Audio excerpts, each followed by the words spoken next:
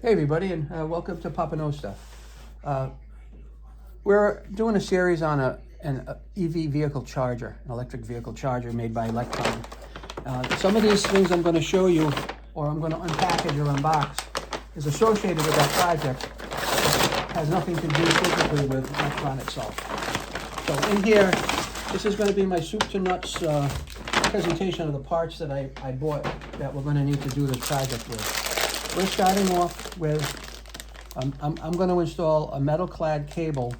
I have a 20 amp circuit that this is going to go on. So by standards, this is a 12 gauge wire. So this is going to have 4 connectors in here. It's going to have a red and a black, a white and a green. Okay, so this is all that we need. All right, this is 25 foot. This is what it looks like. All right? No need to open it up because we'll do that on the job site when we get there. But that's 25 feet of cable.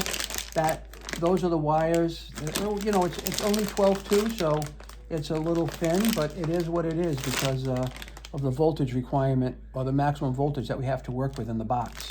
So nice quality packaging. I'm sure the product looks really good. For those that like to look at labels,